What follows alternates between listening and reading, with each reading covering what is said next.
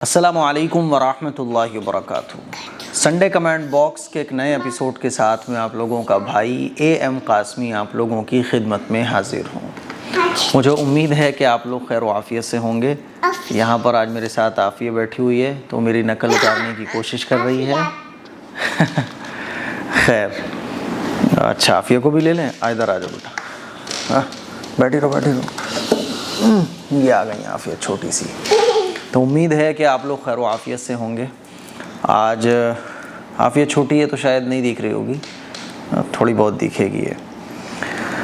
आज ये मेरे साथ ही आ गई क्योंकि ये रोज़ाना मदरसे आती है इस टाइम, तो इसका मदरसे का टाइम हो जाता है तो बस इसको लगता है कि मदरसे जाओ। बस बहुत सारी चीज़ें इसने याद भी कर ली हैं। आफी बेटा सुनाओ ज़रा। अलिफ बा ता सा जीम। देखो अभी खेलने में मगन है। अच्छा पहला कलमा सुनाओ। ला इलाहा मुहम्मदुर। चलो दुआ करें आफिया के लिए कि अल्लाह ताला इसको खूब इल्म से नवाजे। चलिए आप लोगों का सवालों का सिलसिला शुरू करते हैं। मोहम्मद सलमान ये पहला सवाल पूछते हैं। मुफ्ती साहब मेरा सवाल है कि ट्रेन में नमाज कैसे पढ़ें और क़िबला रुख कैसे देखें, पूरा तरीक़ा बता दीजिए। नो बेटा डोंट टच।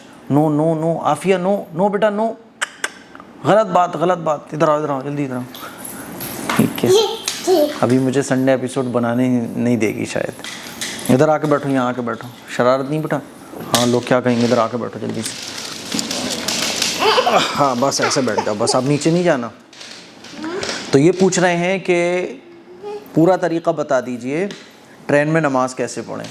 देखो ट्रेन में आप सबसे पहले तो क़िबला रुख देखो, और क़िबला रुख देखने के बाद अगर खड़े होकर नमाज़ पढ़ने की जगह हो तो खड़े होकर नमाज़ पढ़ लो आप। ठीक है, नॉर्मल जो बीच में जगह होती है तो खड़े होकर नमाज़ पढ़ ली जाती है ईज़िली।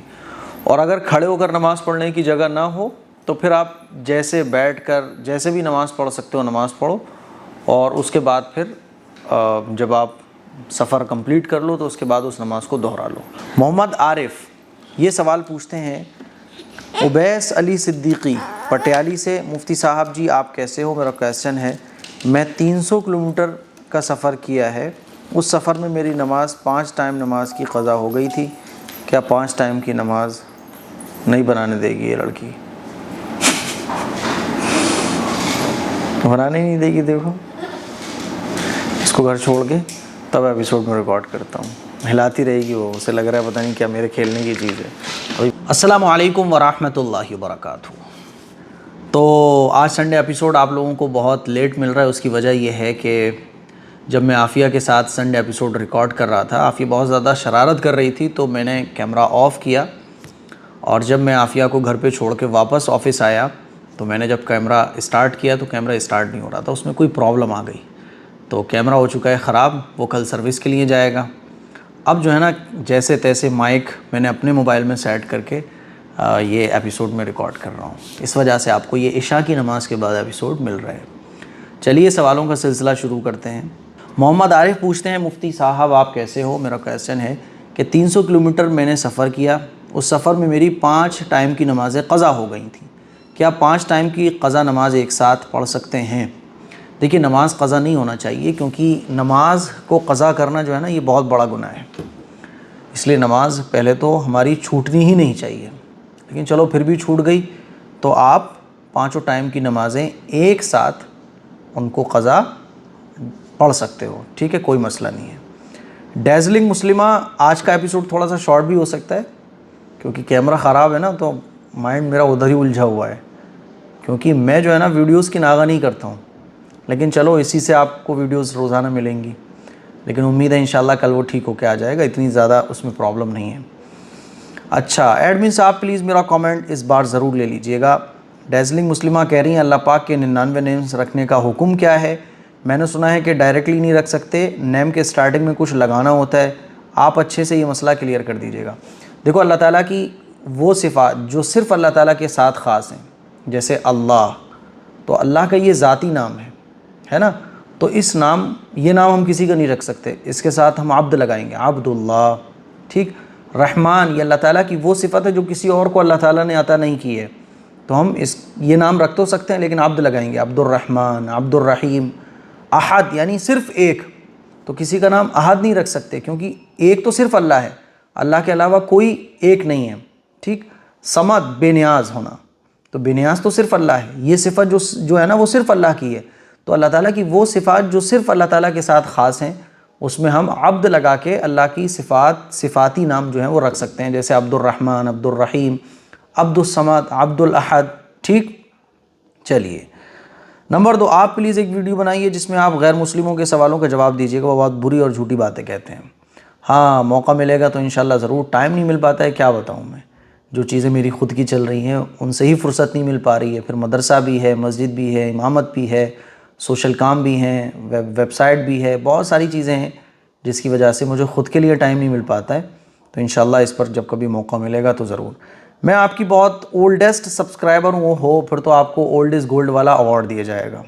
जब आप आएंगे हमारे ऑफिस तो आपको ज़रूर ये अवार्ड से नवाजा जाएगा। सना अजहर, आप कैसे हैं? 7वीं बार सवाल कर रही हूँ, मैं बहुत परेशान हूँ, मेरे सवाल का जवाब ज़रूर दीजिएगा। मैं जॉइंट फैमिली में रहती हूँ। मेरे गांव में एक लड़की की शादी होने लगी। शादी से कुछ दिन पहले उस लड़की के अम्मी अब्बू मेरी सासू माँ के पास आए और कहने लगे मुझे पैसों की ज़रूरत है, आपको अपना 4-5 खेत दे देता हूँ, बदले में आप मुझे पैसे दे दीजिए, और जब मैं आपको पैसा दे दूँगा तब आप मुझे मेरा खेत दे देना, और जब तक मैं आपको पैसे नहीं दे सकता तब तक आप फसल उगा के खाते रहिए। मेरी सासू माँ ने उनके 70,000 रुपये दे दी। इस बात को 2 साल हो गए हैं। तो मैं ये पूछना चाहती हूँ क्या ऐसा करना जायज़ है या नाजायज़ है? उस खेत में जो धान गेहूँ उगाते हैं और खाते हैं। अच्छा, कुल मिला के ये पूछना चाह रही हैं कि ऐसे उसने पैसे लिए और अपना खेत गिरवी रख दिया, अमानत के तौर पर रख दिया और कहा कि आप इसमें उगा के खाते रहो। तो देखो, ये कोई उगा के खाना तो हराम नहीं होगा, अलबत्ता 2 साल हो गए हैं, तो उससे आप पूछ लो कि भाई क्यों पैसे नहीं दे पा रहे हो, आप उसकी प्रॉब्लम को समझो, क्या चाह रहा है, क्यों पैसे नहीं दे रहा है। और इतनी 4-5 खेत, बड़ी ज़मीन है ना, 4-5 खेत तो बहुत हो जाते हैं, वो उसने ऐसे क्यों दे रखी है, तो देख लो। लेकिन ये जो खेती बाड़ी करके जो आप खा रही हो ना, तो ये कोई हराम नहीं होगा। ठीक है। समीरा अंसारी, मुफ्ती साहब मैं आपकी स्टूडेंट हूँ, मेरे कुछ सवाल हैं। नंबर 1, नापाक चीज़ अगर ज़मीन पर गिरी हो और वो खुश्क हो जाए तो क्या वो ज़मीन पाक हो जाती है? छत की ज़मीन भी पाक हो जाएगी। देखो, नापाक चीज़ अगर ज़मीन पे गिर जाए तो उसको आप पानी से वॉश कर दो, पानी से धो दो, उस पर पानी डाल दो, फिर वो सूख जाए तो पाक हो जाएगी। ठीक है। जैसे कि छत होती है हमारी, वहाँ कोई नापाक चीज़ गिर गई थी तो वो पाक तो जब ही होगी ना जब उसको आप पाक करोगी। ठीक। नंबर 2, इज़्ज़त और ज़िल्लत देने वाला अल्लाह है, इसका मतलब क्या है? इज़्ज़त और ज़िल्लत, इसका मतलब ये है कि इज़्ज़त जो हमें मिलती है ये भी अल्लाह की मर्ज़ी से मिलती है, और जलील जो हम होते हैं तो अल्लाह की नाफरमानियाँ करके होते हैं। ये मतलब होता है, क्योंकि हर चीज़ अल्लाह की बनाई हुई है और हर चीज़ अल्लाह के हुक्म से होती है। हर चीज़ अल्लाह के हुक्म से होती है, इसका मतलब क्या है? इसका मतलब ये है कि अल्लाह ने उस चीज़ में वो तासीर रखी है। जैसे मैं ये हाथ उठा रहा हूँ तो मैं कह सकता हूँ अल्लाह की मर्ज़ी से उठा रहा हूँ, और जाहिर सी बात है अल्लाह की मर्ज़ी से मैं ऐसे हाथ कर रहा हूँ, क्योंकि ये जो पावर मुझे मिली हुई है अल्लाह ने दे रखी है। ठीक। तो इज़्ज़त और ज़िल्लत देने वाला कौन है? अल्लाह है। यानी मुझे जो इज़्ज़त मिली है, जैसे मान लीजिए आज मेरे 2 मिलियन सब्सक्राइबर्स हैं, तो ये जो अल्लाह ताला ने मुझे, आप लोगों को मैंने इतना सिखाया, आप लोग मुझसे इतनी मोहब्बत रखते हो, इतनी इज़्ज़त देते हो, इतनी रेस्पेक्ट देते हो, तो ये जो आपके दिलों में मोहब्बत डाली है वो किसने डाली है? अल्लाह ने डाली है। ये इसका मतलब है। ठीक। ज़िल्लत देने वाला, मान लीजिए आदमी शराब पीता है, गुनाह के काम करता है, तो वो जलील होता है, रुस्वा होता है, क्योंकि उसने अल्लाह की नाफरमानी की है। अल्लाह की नाफरमानी जब कोई आदमी करता है तो अल्लाह उसको जलील और रुस्वा कर देता है। ये मतलब है। नंबर 3, नमाज़ पढ़ते वक्त अगर प्यास लगी हो तो क्या सलाम फेरने के बाद पानी पी सकते हैं? No problem. सलाम फेरने के बाद आप पानी पियो, बच्चों को संभालो, किचन में चले जाओ, कोई मसला नहीं है, मोबाइल यूज़ कर लो, 15 मिनट के बाद फिर आप बाकी की रकात पढ़ लो, कोई दिक्कत नहीं है। नंबर 4, नाशुक्री करना किसको बोलते हैं? नाशुक्री करना इसको बोलते हैं क्या यार, हमेशा यही आदमी को शिकायत है अल्लाह ताला से, हमेशा उसको इसी बात का गम है कि मुझे ये नहीं मिला, कि मुझे वो नहीं मिला, जो मिल रहा है उस पर शुक्र नहीं है। समझ रहे हो? इसको कहते हैं नाशुक्री। जैसे मिसाल के तौर पे मुझको अल्लाह ताला ने बाइक दे रखी है, मैं कहूँ यार मेरे पास तो कुछ भी नहीं है, क्या बताऊँ यार, ज़िंदगी बर्बाद हुई जा रही है, कुछ भी नहीं कर पा रहा हूँ मैं, हमेशा रोना है, तो इसको नाशुक्री कहा जाता है। हमेशा अल्लाह का शुक्र अदा करो, और ज़्यादा हासिल करना भी चाहते हो ना तो शुक्रगुजारी के साथ आगे बढ़ते चले जाओ।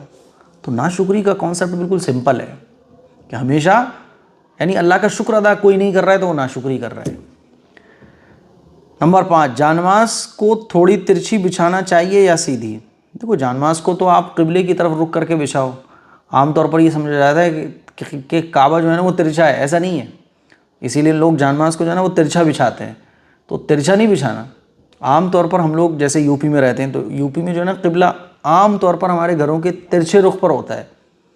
तो काबा जहाँ होगा, क़िबला जिस तरफ होगा उधर ही हमें जानमाज़ बिछानी है, तिरछी बिछाने से मतलब ही नहीं है, ठीक है। फ़रहान चौधरी कह रहे हैं कैसे हो मुफ्ती साहब? अल्हम्दुलिल्लाह, मैं आपकी 3 मंथ्स की स्टूडेंट, माशाल्लाह आपसे बहुत कुछ सीखा है। अल्लाह आपसे ऐसे ही दीन का काम लेता रहे। इसको संडे कमेंट बॉक्स में ज़रूर शामिल कीजिएगा। मैं बहुत मुश्किल हालात में हूँ, अल्लाह ताला से मेरे हक़ में बेहतरी की दुआ कीजिए, अल्लाह मेरे हक़ में बेहतर फ़ैसले फ़रमाए। एपिसोड 210 में मेरा सवाल ज़रूर शामिल कीजिएगा। भाई सभी भाइयों और बहनों से गुजारिश है कि फ़रहान चौधरी के लिए दुआ करें कि अल्लाह ताला इनकी जो भी परेशानी है उसको दूर फरमा दे और उनको बेहतरीन ज़िंदगी अता फ़रमाए। अयान ख़ान कह रहे हैं भाईजान मेरा नाम ज़ैनब है, भाईजान मैंने फरवरी महीने में आपके दीनी कोर्स में एडमिशन करवाया था, लेकिन एडमिशन करवाने के बाद वापस कोई रिप्लाई नहीं आया, क्या बात है? क्या कोर्स अभी तक शुरू नहीं हुए? मैं पहले भी कमेंट कर चुकी हूँ। मेरी बहन आप एक बार दोबारा मेल कीजिए और 7417810799 पर दोबारा मैसेज कीजिए, ठीक है। रोज़ाना 2-3 मैसेज डाल दीजिएगा ताकि आपका मैसेज ऊपर आ जाए। असल में जो भाई क्लासेस के लिए कॉल करने वाले जो लड़के थे, ऑफिस में रहते थे, वो चले गए, तो जिसकी वजह से अभी कोई हैंडल करने वाला नहीं है एडमिशन के कॉल्स और एडमिशन के मेल्स, इसलिए थोड़ी सी देरी हो जाती है कभी कभी। इसीलिए आप लोग मायूस ना हुआ करें, मेरी प्रॉब्लम को थोड़ा सा समझ लिया करें बस। खुशी जी, मुफ्ती साहब प्लीज़ मेरा सवाल इस बार ज़रूर ले लीजिए। मेरा सवाल ये है कि मैं तहज्जुद की पाबंद हूँ, बट मुझे डर लगता है कि कहीं मैं तहज्जुद में सोती नहीं रह जाऊँ, तो मैं 4 रकात तहज्जुद सोते हुए पढ़ती हूँ। सोते हुए नमाज़ पढ़ लेती हो आप? अच्छा, सोने से पहले, कोई बात नहीं। और बाकी 6 रकात तहज्जुद आखिरी अशरे में पढ़ती हूँ। किसी किसी दिन आखिरी अशरे में आँख नहीं खुल पाती, तो इसी वजह से रात में पढ़कर सोती हूँ 4 रकात। क्या मेरा ये तरीक़ा दुरुस्त है? जी बिल्कुल दुरुस्त है, कोई बात नहीं है। हदीस में तो ये भी आता है कि कोई आदमी तहज्जुद की नमाज़ पढ़ने की नीयत से सोया और रात में उसकी आँख नहीं खुली, तब भी उसको तहज्जुद पढ़ने का सवाब मिलेगा, तो बहुत अच्छी बात है। और जब भी आप तहज्जुद पढ़ें तो मुझे अपनी दुआ में ज़रूर याद रखें, ठीक है। देव मुफ्ती साहब मैं बलरामपुर ज़िले से हूँ, आप कभी यहाँ आएँ तो आपसे मिलूँगा, प्लीज़ बताइए। जी इंशाल्लाह, जब मैं बलरामपुर आऊँगा तो मुलाकात ज़रूर कर लीजिएगा, कोई दिक्कत वाली बात नहीं है। सना अली कह रही हैं छुपके अगर शौहर ना देना चाहे, छुपके अगर शौहर ना देना चाहे तो भी क्या ज़कात निकाल सकते हैं उन्हीं की भलाई के लिए?